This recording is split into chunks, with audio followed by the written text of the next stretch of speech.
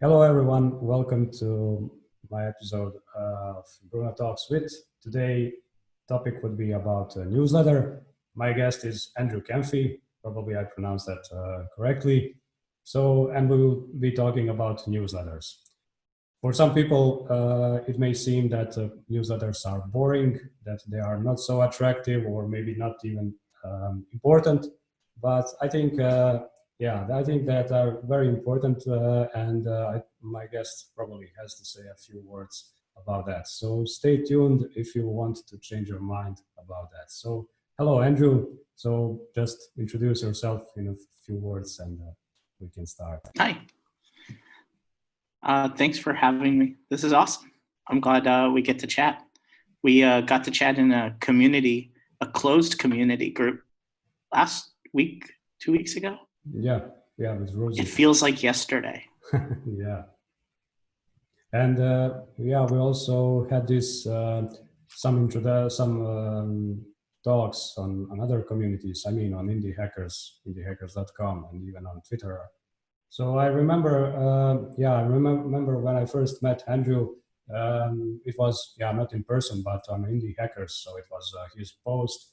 He wrote something like, "I will be your first subscriber. Share your newsletter, and I will be your first subscriber." And I was like, okay, that was the time when I restarted my blog, and I added that sign up form. So you installed WordPress, and you add as much as possible add-ons, and the newsletter add-on is one of them. And I was like, okay, 0 subscribers, what could go wrong? And I remember Andrew has a lot of cool tips and pieces of advices on that. But I would like to talk about that a little bit more later. The reason why I invited Andrew also as a guy who can talk about newsletter. I mean, he has a newsletter with 7,000 subscribers, but that's not the only reason. The reason why I invited Andrew on my podcast is that he's also a maker, indie hacker, or call it whatever, creator. He's constantly creating some things. So let me just name a few. You may know him as a creator of Better Sheets. He is also living and traveling he's traveling Southeastern Asia, and currently he's located in Bali, if I'm correct. But Andrew wrote an info product. He created an info product how to influencer guide to Bali, so curated list of that. But he also combined those things, what he likes to do. So he combined Google Sheets and newsletters. So you may see him on Twitter. So he launched this newsletter mall, done completely in the news in the Google Sheets. So maybe you can just tell us a little bit about those products, maybe just as a starter. I'm having flashbacks over the last year. You just described the whole last year of my life. I'm in Bali here during lockdown, sort of lucky / opportunistic time to be stuck in Bali with nothing but a computer and a laptop and no surfing available. So I had to do something. So I launched something, which was Better Sheets. I've been working on the newsletter Influence Weekly for 2.5 years. Got to 7,000 subscribers just this past month. Pretty much on average, it's like 50 subscribers a week. And that's, I have to say, I've tried so many different ways to grow the list that I almost feel like it's my duty to sort of say, you don't have to do all of these things. There's probably one way that'll work for you. And so I try to share my knowledge and experience of building a newsletter, growing it. When I started also 2.5 years ago, there was literally one person I knew who had successfully done a newsletter. And thankfully, the only reason I made a newsletter was because of him. And so I want to pass on that sort of good feeling and sort of that mentorship to as many people as possible to help them just launch the damn thing. Yeah, that's a great way to pay back. So when someone teaches you something, then yeah, it's a almost natural way for me that to pay back in that. So sometimes you cannot pay back in money, but it's pretty much important that you pass the message. So and as you said, so it was quite a few mentors back then. So how was in general newsletter scene at the beginning? I mean, when you started. So today we have a lot of blog posts, a lot of tutorials, a lot of how-tos and whatever. I mean, it's not too much in the past. I mean, 2.5 years on the internet, but things are rapidly changing. And but the newsletters are still they are surviving all of this. And but Mhm. how was the start back then? Well, way back then in my old days, when I was a young skipper, uh, when I started my newsletter, I well, even though it was only 2.5 years ago, it was a whole generation difference in internet time. Um, I mean, we hadn't yet had all of the successes we now know, and like today in 2020, right now, if you ask me, like, oh, what's the model of a successful newsletter, or you ask 10 people, I bet 8 of them are going to either mention the Morning Brew or the Hustle. Um, but 2.5 years ago, if you ask someone what's an example of a successful newsletter, they would say the Skim. It was still is now. Email is not like newsletters is considered sort of a bastard version, or like a redheaded stepchild to like email marketing. It's also like a weird concept. Like, I'm gonna choose to allow someone to send me an email once a week, uh, on a topic they choose. Um, when we, for the last, I don't know, 20 years of email, it's been like, oh, this is how I communicate in an office. This is my to do list. This is how I get, cold email products. Newsletters are a silly sort of, again, part of email. Um, and 2.5 years ago, we just didn't have a lot of examples of good newsletters, and now there's just so many types of great newsletters. I really like useful newsletters. That's a term that I don't hear. Like, I always hear the term good newsletter or great newsletter, but that doesn't mean anything to me. I think when I say like I love useful newsletters, it actually like makes you realize like, oh, I can make a useful newsletter. I don't have to make a good newsletter. I don't have to write a great newsletter. I make a useful newsletter. Sounds to me at least more palatable and doable.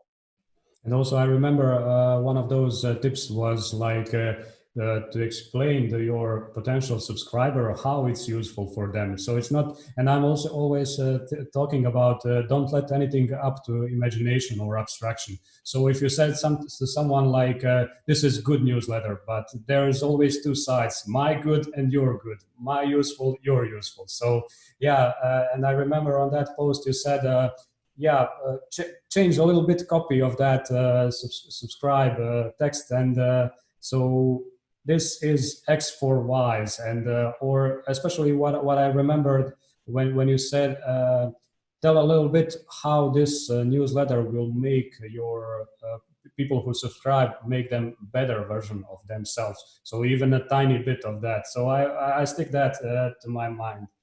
And yeah, I think that's pretty much good advice on any copy. So it's not just on the newsletter, but I mean, you are in the end, you are selling the newsletter. You are selling your subscription, and not maybe in terms of money, but you are convincing someone to subscribe. And also, And this has been a age-old problem for every copywriter or founder or maker that's made a landing page for anything, feature versus benefits. And I've seen it go both ways. I've seen it go extremely like talking about the benefits and never telling me what it is. And so newsletters sort of have to toe that line as well. You have to ultimately say what the damn thing is, and explain what are you actually sending. I read a landing page, I think today, this morning, and I after reading it, I literally couldn't understand what am I going to receive in my inbox. So like, yeah, you can sort of go one way and you can say, okay, I'm going to tell you, I'm sending you news, but like, okay, let's go the other way. And like, I'm going to make your life better. Neither of those are, neither of those are useful. What are you sending me and why do I care? We constantly have to toe the line. I think I edited my landing page like 200 times in the first 6 months. I don't think I've touched it in a year or two. Yeah, I know that feeling of editing landing pages, and especially for me, I was working on this product and constantly trying to improve and trying to get someone. So your Influence Weekly is a curated list of what you are reading. So you have this tagline where you said, maybe it's not a tagline, but you said, I read so many articles that you don't have to. So I suppose that you were doing this way before starting even a newsletter. Is that correct? Yeah, so this could be a very long story. I'll try to give you the short and then you can ask me to elucidate. I had been working in influencer marketing. I was working at an agency and a company that did influencer marketing. I worked there like 2 years at this point, and something okay, so something happened in our company that I was very skeptical about. I was extremely upset and very skeptical about our internal operations on how we were executing, and I just couldn't believe that what we were doing was correct. And so I just started reading about the industry and trying to figure out, like, benchmark ourselves against other agencies. And I was like, is this really the way we should be doing this? um and so I just started reading a lot of about our industry, influencer marketing. I tried to find case studies. I tried to find something, and I literally tried to find a newsletter that would just send me the good stuff. I was reading so much bad stuff that I was like, God, I just wish there was someone out there that read all, like, knew all of the parts and all of the pieces that I put together. I had a list of like 50 to 70. I think I had about 50 sources that I was looking through constantly: agency blogs, thought leaders, people who I thought were writing about the right thing, a few media companies that like had a tiny little a few articles about influencers. And I couldn't find a single source for the type of information I wanted, and that was very data driven and data informed content, where they would share with you actual like benchmarks and studies and numbers that were more palatable than just like we were just talking about, like, what's good marketing? Like, you can't just say this is good marketing. It's like, what makes it good? Did it work? Did it work better than the baseline? Is it over indexing for the population that it's trying to And what's the target? Like, baseline at all? So yeah, I really didn't know. And so this is a really weird story because after, so that one thing is I started reading a lot more. The second thing is I started getting information from what I was reading. So what I would read an interview, very fresh interview like that week. I would find out that someone in the interview mentioned something that like tied into what our company was doing. And so I would forward that to my boss and he wouldn't read the email. And then I started like forwarding it to my boss with like the name of the person and what they said. He didn't return my emails. Then I was like, God, these are so many good opportunities that our business could actually benefit from. And so what I would write is I would say, here's the article, here's the person in the article, and here's why you should reach out to them and work with them. And then like my CEO got the email and he was like, hey, that was really good. Thanks for that. Like, we're going to do that deal. Like, oh, that worked. And then what I started to do is I started to take the article, find the bit that was like pertinent to what we were doing, find the person, go onto my LinkedIn and see if they were connected to my boss. And I would put their contact information. I was like, hey, you are already connected to this person. Here's why they're really cool. Here's what they're doing. I think they would benefit from what we're doing, and I think we should do something with them. And then my boss would be like, done. Like literally the same day that I sent the email, he's like, all right, I sent an email. We'll get on that. And I was like, wow, email is powerful. Like, and like taking that energy and the time to not just say, hey, you should go read this article, but understanding why the person that you're sending this, like forwarding this to, why they should care. And so I was reading I literally, this was all literally happening in like the same 6 months to a year. Like I was reading 100 articles a week, and some of them, like 3 to 4 a week, I would start sending to my boss and my CEO at the company that I was working at. It's like, this is really important opportunities that are at our doorstep. And suddenly I realized that I was sending like 2 to 3 a day. And I was like, oh, this is too much. And I realized this because I was sitting in my boss's office, and I looked at his inbox, and it was like, all me in his inbox. He didn't have any. Did you Like I couldn't deserve see a any. label? Did you deserve a label in his email? But he wasn't reading them. I was like, oh. I was like, that's why you're not responding, because you're not even like, there's just too many. And I just thought, I was like, well, this would work so much better as a digest. And so like this was all happening at the same time. Like I was reading more, I was looking for more sources, I was looking for the source, realizing that it didn't exist, and realizing that like I was the source. And so it was a very simple way to start. I had a friend who had very successful newsletters, and I read his newsletter. It's really good, and it did exactly what I was doing, which was like, here's the article and here's why it's cool. And I just thought, wow, like if I need this, and like my company, like the people that I work with need this, and I know who I'm emailing, like I know the person, like it's my boss, right? I want to get thousands of my boss. Like there's hundreds and thousands of agencies and people working in this industry, and I already know them. I'm very knowledgeable about who they are, and now I can just go find the content that I think they could really benefit from, and know they benefit from it. Through still to this day, readers of mine are like making deals and opportunities and sales through information they find in my newsletter. Yeah, that's great. And so yeah, as they said, if you need something and you cannot find it out there, so you better start creating.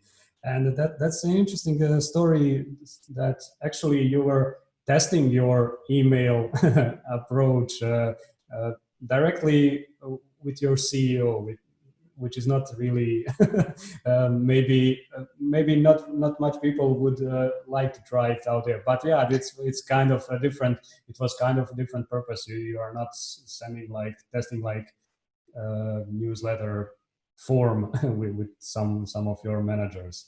Yeah, and that's why, right, still to this day, the very first or second thing in my newsletter is an executive summary.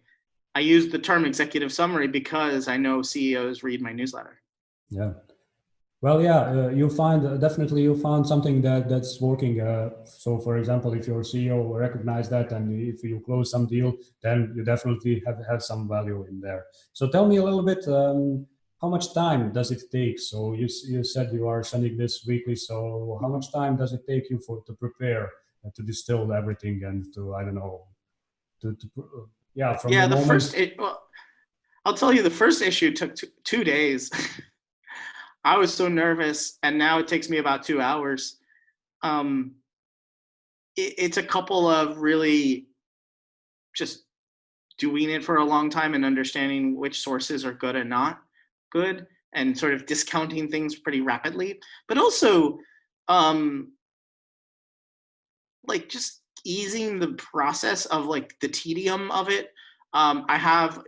I run it in Google Sheets. I have a bookmarklet that makes it really easy for me to capture information. You can use something like Pocket. You can use things, other options, but I just fell into like I'm comfortable in Google Sheets, so made this bookmarklet. I just click it and it captures the title and the URL, and then it also captures the timestamp so that I can go back, and every 7 days I have all of the articles that I've captured that week, and it actually ends up being about 8 to 20 every week that I have, and also just iterating every week different types of categories to find out which ones work. And I think for about a year I've been stuck on the same ones, which are like great reads, which are just like, here's the ones that you should absolutely click on, and I put them right at the top.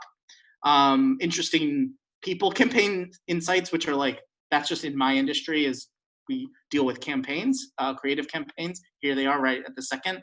And then interesting people, these are like the people that are making the industry run. And then industry news at the bottom. And that's the categories I have. And it's been about a year, but the first year and a half was iterating almost every week, having a different category. So seeing a little bit of trend, seeing 2 or 3 articles that matched, putting them into a category, then like never seeing that category again, because like it just was that week, those 2 things matched up. But I do have to say, there's one exclamation point to the story of how I started the newsletter that you might have. Like, there's an open-ended question. Is like the question of why I was reading so much was because like I wanted to know if what we were doing was correct, because I was very skeptical about the kind of campaigns and the kind of actions we were taking in influencer marketing. Actually, we were doing great. We were doing awesome work. And still to this day, I haven't worked there in like over a year and a half. And still to this day, our work was like way better than everyone else's. I was like, that was sort of the surprising part of it all. It's like, oh, wait, we're doing a good job. Yeah, sometimes things can look scary and, as you said, skeptical to us, and we need to understand. So we keep reading and to try to grasp everything and to see, to at least to try to understand. Sometimes we maybe after some time we still don't understand things, but at least we know a little bit of that. So, but I mentioned at the beginning that some people are thinking about newsletter as a boring technique, or boring thing to do, or not really so important. What do you think about that changing mindset? Does it need? What's the main benefit of starting a newsletter? So, would you like to, I don't know, to say to someone who is about to start a newsletter? So, what's the main benefits? What's the main purpose? Why you should start a newsletter? So, any thoughts on that? I should say you shouldn't start a newsletter like if you don't like email. That's a weird thing to say. Like, but I really like email. Like, I really love crafting and writing a good email, and I don't mean that in like a blog post way. A lot of newsletters right now are considered sort of just serialized blogs, where I'm subscribing to a person, and that person is going to be writing some topic about whatever they want, and then sending to me. I actually don't mean that. I actually mean like, I just really like the medium of email, where anyone in the world can email me right now and I can read it and I can reply and have a one-on-one relationship with them. But also with newsletters, I can have a parasocial relationship with people. I can broadcast to thousands of people, and then any single one of those people can choose to reply and start a conversation. Very different mechanism than Twitter. A very different mechanism than Slack, chat. There is just like, I can't even really describe why I truly like it. But I just really enjoy crafting good emails and getting information to someone in an email. You can attach things, you can link out, like, and I just like the idea also of sending something to someone that like they actually want, right? Like, we spend so much time in email sending like cold emails or something, but like knowing that like people want to read the information you're sending, and it doesn't have to be what everyone else sends. And I don't know if that sounds good or bad, but like, you can send anything. You can send a chart. So one of my favorite newsletter by far is one that sends me 2 hours of music every day. It's called Flow State, and it's just non-vocal music to work to. fantastic. Has a tiny little blurb about who the band is, but literally 5 days a week, I get a brand new artist to listen to, and it's to work to. Other newsletters I love is like Mark Tunis sends a cartoon. Sketch Plantation sends a sketch. I love like weird things like Instagram account visualize value is just like one chart, not even a chart. I don't even know what to call it. A sketch infographic every day. Yeah, tiny infographic, I would say. So, Yeah. but really powerful ones. Yeah, as you mentioned, it's a different format. So Slack or Twitter are not so persistent. So if you don't catch with them, if you are not on time, you can lose the information. But with emails, it's kind of different, and especially if you like them. So as you said, so when you receive it, of course, you can, like your boss, decide not to read it, but with the newsletter it's a different thing. So your subscriber is the person who is making the first touch, I would say first contact. So they are actually saying like, I do want to receive what this guy has to say or to send or whatever.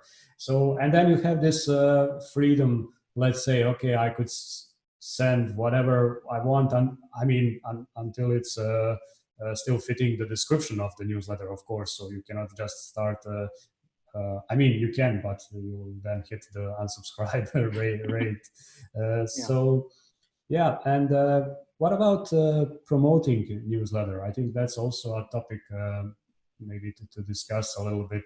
I remember one of your tips, actionable tips, were like, why not promoting milestones? So, for example, set a milestone. So, for example, first 100 of subscribers, or maybe even first 10, or if you are at the very beginning.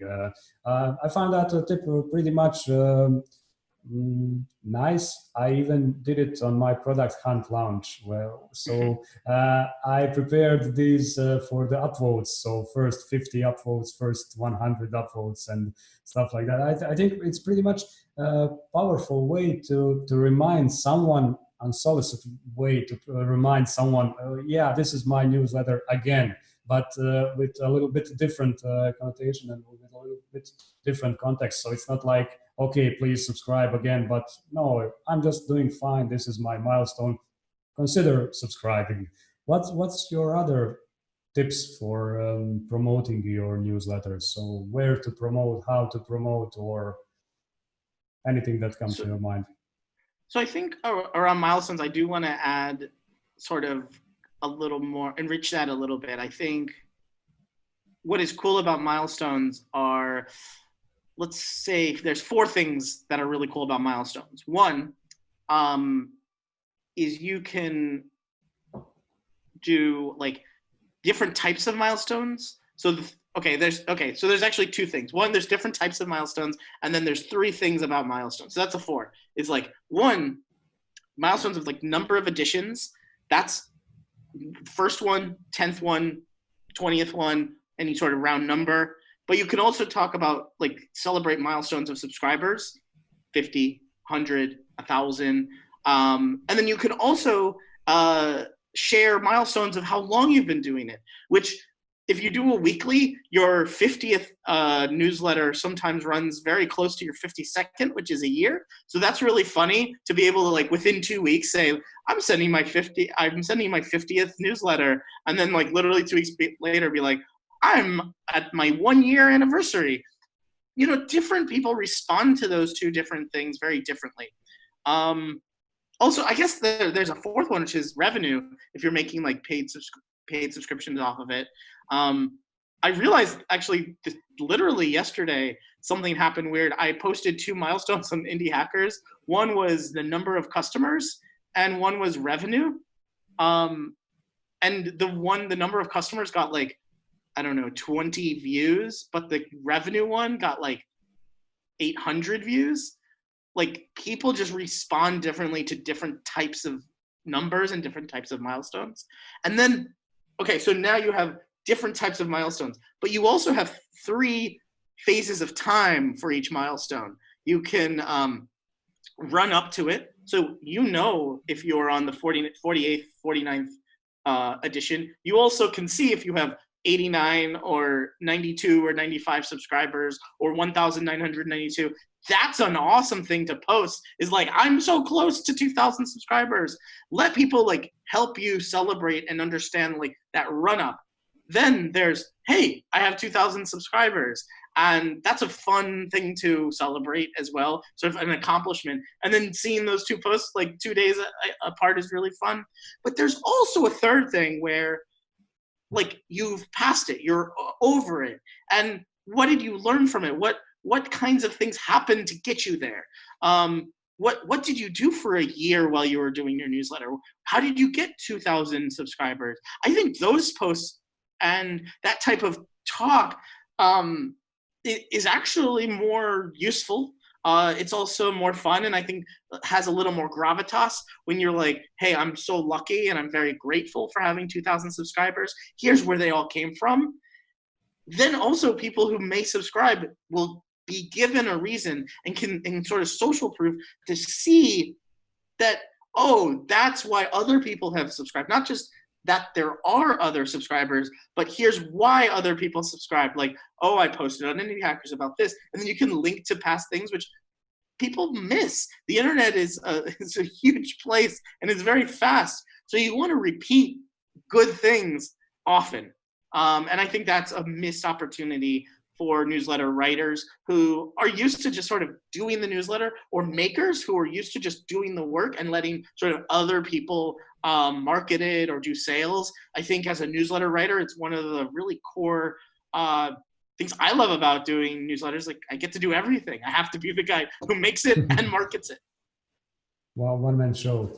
So yeah, it's yeah, I like this, what you said about this closer time difference between two experiments, because as you said, now you are more confident to say that maybe people are reacting more to the revenue-based content.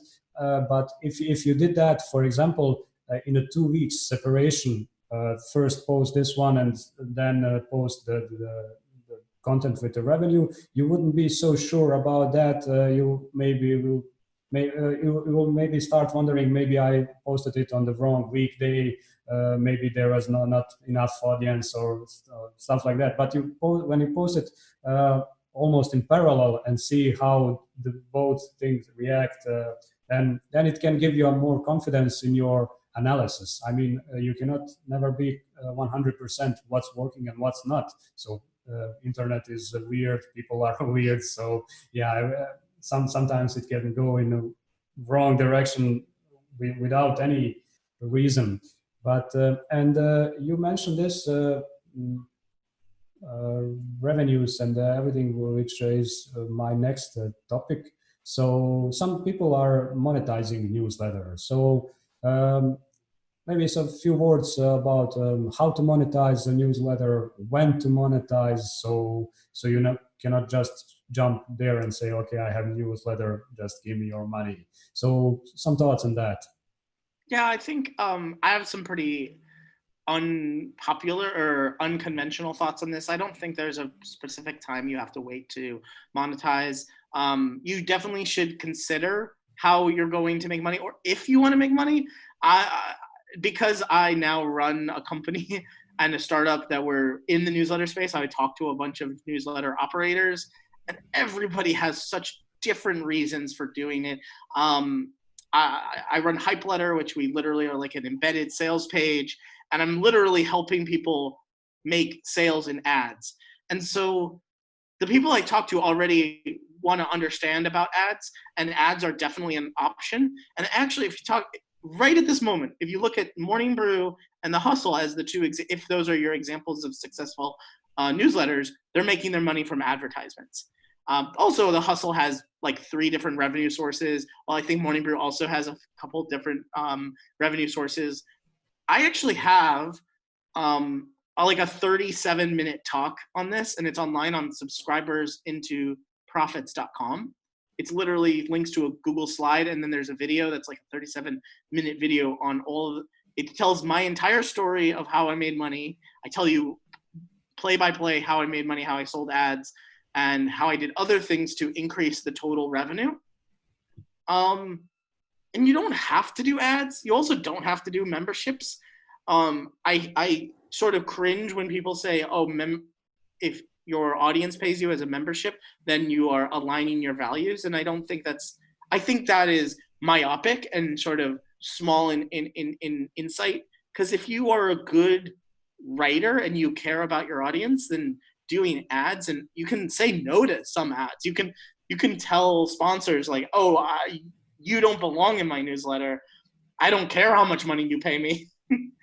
And there's a sort of this feeling or idea that like sponsors are trying to get into your newsletter, and it's like, I'm choosing to never take sponsors, and it's like, I'm keeping clean. It's like, no one wants to sponsor your newsletter. Like, no one's trying to get in. Nobody needs to sponsor your newsletter. And so really doing sponsorships, at least the way that I do it, and I think the way that I try to tell other people and advise other people to do it, is like, you 100% want to find a sponsor that wants you and you want them, and it actually benefits your audience. And really working with sponsors is like a sort of a weird hack where you have this super amazing leverage beyond any single individual purchaser.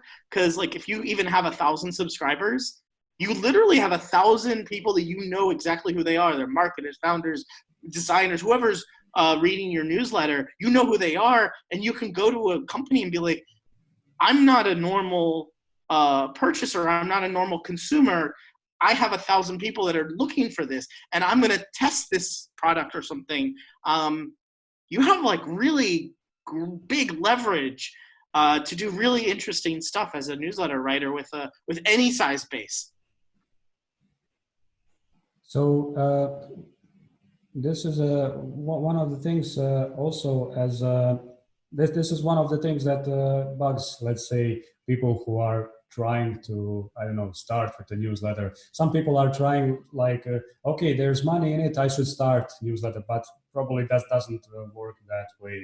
But one also obstacle, or let's say obstacle, when you start trying to create a newsletter, sometimes you don't know, especially now when you have so much providers, so much platforms to use to send your newsletter on. So I remember I tried two different types. One is maybe more rich in templating, and the other is more rich in, I don't know, A/B testing or something like that. But what are your thoughts on that? So which one is the easiest way to start? I mean, besides manually sending. Well, actually, like, for all intents and purposes, and I'm going to get in trouble by I don't know, some GDPR issues. Somebody's going to comment on this, and maybe this will be the most controversial thing I say, is like, yeah, I mean, I started by literally like emailing people. I was like, hey, can I send this to you next week as well? Like, if you don't know, like if you literally don't know anyone who wants to read your emails, you might want to consider not being a newsletter writer. Again, there's a couple of different business models, and like newsletter writer is more like around blogger that just wants to distribute their writing. Again, the way that I did it, I was a roundup sort of curated art newsletter. There's also like informational newsletters. I tried to start one and it didn't go so well just because I stopped working on it. I fell out of interest with it, where it was like sending some bits of information every week. But I think like, and it's actually, so it's really funny, the decision to which provider to go to is getting harder and harder as each provider does more interesting things. I'm on MailChimp, and I'm also using Substack. For one newsletter, I use both for different things. Substack has this really cool function, or it's quote unquote still in beta, but you can use it, is a way to send a podcast. So you can literally record in your browser and then send it in the email of like, here's my podcast. But it doesn't have to be like a podcast where you record like with someone. So what I do is I do like 10 to 15-minute audio notes or deep dives into like one specific article. I literally will sit there for 30 minutes and just talk into my computer and then send it. And then I'll just write the show notes.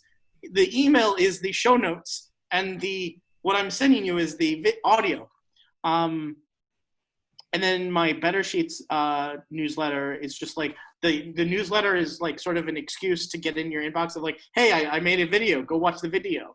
Because you really can't send a video, you can just send a link to the video. Dan Oshinsky at notanewsletter.com sends a Google Doc. Like, so the email isn't really even a newsletter in an email, it's a notification that the Google Doc is ready. And so like, yeah, how are you gonna send that? I mean, MailChimp is free to up to 2,000 subscribers. I think ConvertKit is similar. Email Octopus has a free tier. Chris Osborne he launched 20 newsletters in 20 days. I think that's a good sort of reading if you want to like really look at all of the options. I have a card, CARRD landing page, and with a MailChimp widget. But honestly, you could really do it all on MailChimp. They give you some landing pages. I like MailChimp because it has all of the accoutrements you need. If you are stingy and you don't want to spend money ever, I would absolutely recommend Substack. Okay, yeah, I'm also using the MailChimp, and I think it's pretty much powerful especially for the beginners and starters. Okay, so I said that I would like to keep this video short, so let's slowly bring it to the end. I have this is the end, as you say. We gotta end it soon. two more topics, actually off topics. One is Ikigai, and second one is how is the indie hacker scene in Bali. So maybe just some more relaxed topics for the end, and then we will get out. Yeah, so what is Ikigai? Is that a Japanese thing? I remember when we had this closed, saw someone ask you a question, so you have these things that you like to do, and I don't know. It seems like you managed to do what you really enjoyed to do, and then it's this how to say, overlap of all of that. There are different versions of that Ikigai charts. I don't know if I even pronounce it correctly. So yeah, and but you send me some not on that topic, but the second one, you send me the names of some people who are actually also in Bali. So like Danny Postman and Peter Levels and I don't know who else, John from Banner Bear, I think. So do you actually have a chance to meet them, or what's in general indie hacker scene there in Bali? Yeah, so indie hackers in Bali are really interesting bunch because it was indie hackers that I was the host for like a few meetups. I'd say last year or the year before, because I was just I knew the online community. I was part of the online community, and I noticed that there just wasn't a Bali meetup. And so I had a couple, and like I think on the second or third one that I did, someone came to the meeting and was like, "Hey, we have a Thursday group that meets every Thursday, and we hack together." And it was interesting because it wasn't like any other sort of group I knew. Like indie hackers are very passive and asynchronous. Like we post and then we comment on like 3 hours later. And the meetups were super fun. Andre Asimov came to one, and I just remember. So I'm friends with like Andre. He's a really really awesome, nice guy. He did like hardcore year, and he does sheet to site, and he is friends with Peter Levels. I never met Peter Levels, even though I've worked in the same co-working space as him. And when he was doing his like 12 startups in 12 months, he did it at Dojo. I have been there, and I hosted the meetups there. But this like makers group was interesting, where it is a group. I'm still a part of the group, even though during the pandemic and COVID-19, I refuse to be in a closed space with so many people. It's like a dozen people. I just will not do it, and I keep asking them to do it outside, and they won't. Yeah, it was this group of, on Thursdays they met up. They would do like meet up in the morning, hack all day, and then present what they made, and they sort of made it like a shipping ritual, like ship on Thursday afternoon. And I thought that was like just so much fun. And all the guys there were fantastic. All the guys and girls, fantastic people. From that group is just like an epic group of makers right now, because like Danny Postma launched Landing Folio, John Youngfook launched Banner Bear. We have Danielle and James from Leave Me Alone. We have so many really cool makers in that group. And now, because that group literally physically met every Thursday and would rotate, like dozens of people have rotated in and out. And we have a chat group that is out of this world. Bar none, I don't think there's a better group in the whole entire world. All around, and literally we're all around the entire world helping each other with sort of stories and literally helping each other code. Some days there will be code, some days there will be GIFs. And I really felt ass backwards into it by the indie hackers community. And we're all like on Indie Hackers. Steph Smith, she works at The Hustle and has made awesome stuff. She saved me $288 this year because her step-by-step guide on how to install Ghost on a DigitalOcean droplet. I only pay $5 for my DigitalOcean droplet now. Cool. Sorry, that was a long. Seems like, yeah, but still seems like this Bali is a really nice place to, as you said, meeting them there in person. I can't imagine how much experience you can just gain comparing when you are reading some posts on some online forums or whatever. So this is pretty much cool. But yeah, for us, rest of the world, of us who are not there, let's make it a goal to be there or whatever. Well, it's sort of a matter of make sure you have a group of people, even if it's online or offline. Make sure you have a people that actually match what your particular needs are, but also what your skills are. If you are not a particularly skilled at giving feedback or criticism, you can develop that. You can iterate through that and try to figure out, how do I take the experience I've had, look at someone else's project or whatever their issue is, and how do I show them or share with them, even if you're sharing something that like didn't work, that could save someone time. But like, I've been in masterminds before where we sort of all pontificate on what could we do, and nobody has had experience with that problem. But this group, for some reason, everybody is so experienced, but also very well, I can't say the words now because I'm not very good at this, but they are very articulate they're very good at articulating exactly what you need to hear at the right time. They're really, really good at that. And you need to find the people for you that give you that energy and that experience. And it might not be just like knowledge, it might be energy. I've done a couple of online sort of, I don't want to call them masterminds because it sort of sounds like a chat group, but it's like, hey, we're going to work through this thing each week. I've done a couple of them and I ran them. And the way that I like to do it is they're very short, like 2 weeks, and they're very goal driven, like launch a newsletter. Like literally I did this with about 4 people. We launched a newsletter in 2 weeks. And that to me works. Everybody is different. Some people want to just hang out for an hour. Like a year and a half ago, I tried to host a newsletter meetup mastermind, and literally only one person showed up. But that one person is my co-founder of Hype Letter now. So, well, yeah, always you don't.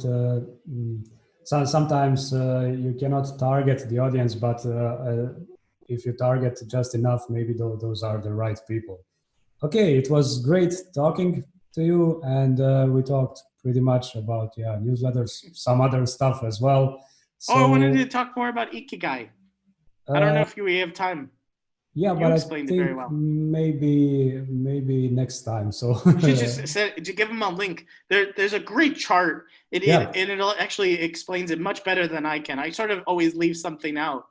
yeah, I will definitely leave a lot of links to all of the things you mentioned. So all of things that we touched in this conversation, so the people can easier find it easier. And yeah, that would be it. Thanks. And yeah, Thanks, Bruno. This is fun. yeah.